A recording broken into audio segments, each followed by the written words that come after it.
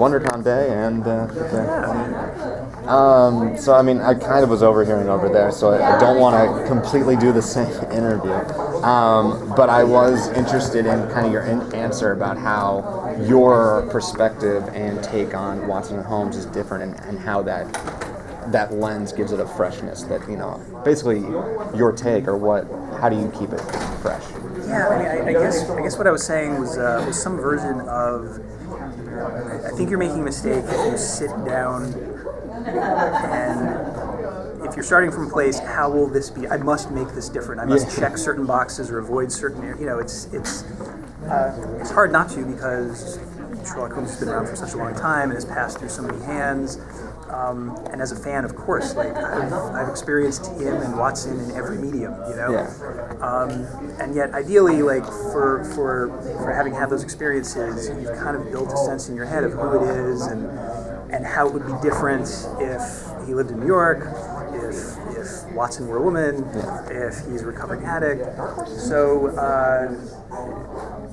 like I said, for having read his stories, the original stories, for having enjoyed him in comic books, for having enjoyed like the TV series that were on when I was a kid, it becomes a part of this library of knowledge. I never feel limited by it. I guess it's just nice to.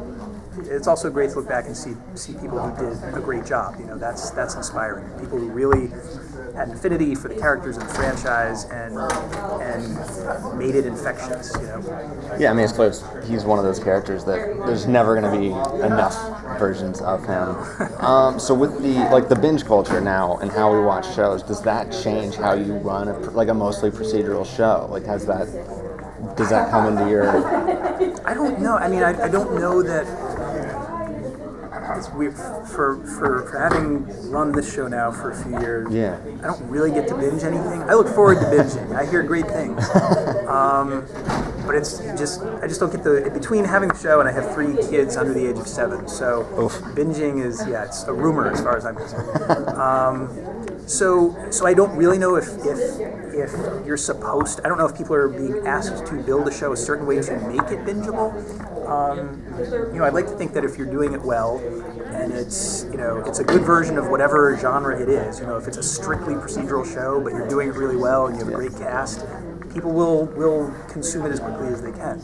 So, we absolutely, the procedural side of our show is important. That's the engine, that's the skeleton for every show, and we need to honor that. But for us, it's the most fun comes out of the character stories, and going home with Sherlock and Joan, and meeting members of each person's family. And building to something. At the end of the season, we tend to get. Last year was a rare exception, but we tend to get more serialized the deeper we get into the season. Yeah, and that'll be the case this year. So. Yeah, with Moreland. How do He's very bingeable. Moreland is. Yeah. I agree. So how do you? I mean, like you said, the buddy is like the element is what makes the show. But how do you come up with all these awesome mysteries every week? Like, what's your biggest inspiration? Do you just have like a internet? Do you just have like a Word document? Like everyone just sends you things, or like I guess what's your? It's funny. I mean, it's like a think tank. Really. I've been blessed with great staffs, at different times, and I have some writers on the show who've been with us from the beginning. Every time you find someone who can see the show the way you see it and can come up with these stories, it's I sleep better and better at night. But these days, it's really in the first season, nobody knows what the show is necessarily because you're finding it as you go. At this point, there are DVD sets that can catch you up really quick.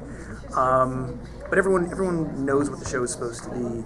Everyone knows the kinds of stories that I respond to, that CBS wants and pursues. So writers will tend to float a 2-page story document to me. I wish I knew what the ratio was. I'm trying to figure out for every sale how many story documents sort of go through the process. I'm not sure, but the good news is somehow they're always just enough to make 24 of these every year. So and every once in a while someone is bold enough to dip into the canon and pull something out because it seems appropriate to our take on Sherlock. So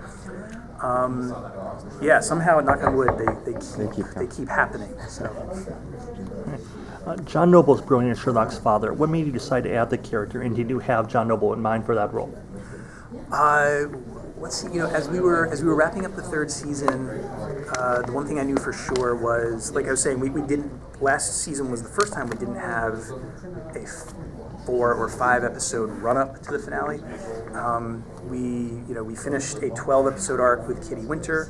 We told a fair number of standalone episodes, and what I kept seeing more and more clearly as we were in that second half of the season was a finale that would be about Sherlock's sobriety or really putting it in jeopardy.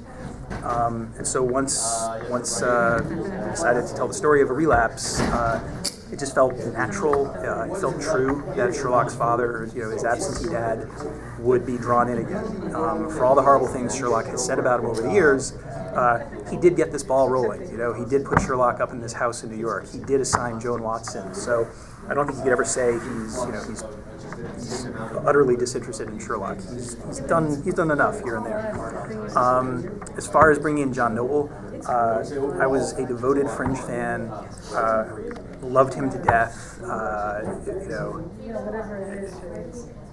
One of the anyway.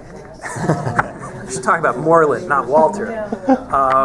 But he was fantastic, and he was a lot of fun to watch. And so every once in a while, when I would think about who might be a good candidate for Sherlock's dad, he was always in my head, but I didn't know if the stars would align and deliver him to us. But they aligned, and he's with us, so it's great. And one last question: what were the challenges bringing such an iconic character that's been written in so many different ways in the 21st century, yet keeping the legacy of Holmes rooted? Wait, say that again? Oh, sorry. This is my voice. That's okay. What were the challenges bringing such an iconic character that's been written in so many different ways into the 21st century, yet keeping the legacy of Sherlock Holmes rooted? In the beginning, it was really a matter of just keeping your blinders on. I was saying to someone earlier, if you want to get into the Sherlock Holmes business, you can't be surprised or disappointed once people express skepticism or concern or want to compare your product to someone else's. That just comes with the territory.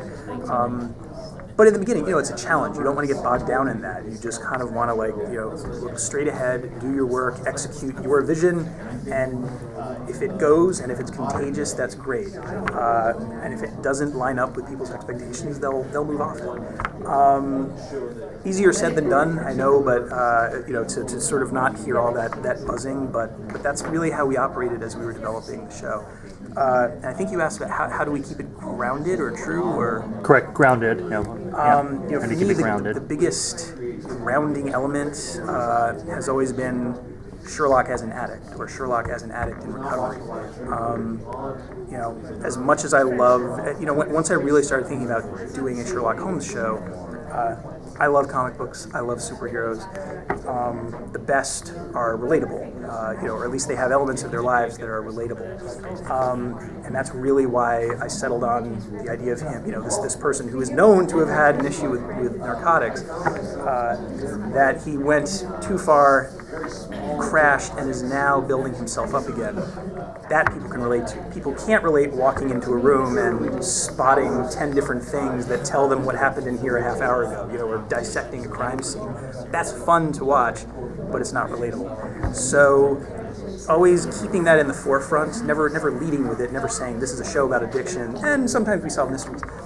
but making sure that that's always cooked into the cake every week, or at least over the course of the season, I think that's gone a long way to making our Sherlock a success.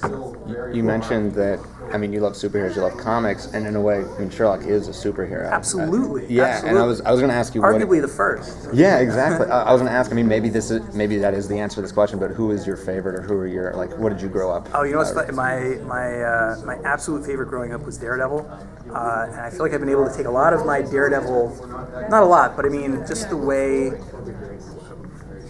When I was a kid, Frank Miller was right. It was his run. It was his great iconic run, and the way he would describe Daredevil, Matt Murdock's sensitivities to things, that was absolutely in my head as I was writing our Sherlock. Mystery, yeah. He's probably got a problem with drugs because the world is so loud. So thank you, Daredevil, and thank you, Frank Miller. Awesome. Thanks, guys. Yeah, thank you. Thank you. Awesome. Thank you, guys. Appreciate it. Nice to meet you. Likewise. Andy. Likewise. Thank you very much. Thank you. Get a bigger table next time.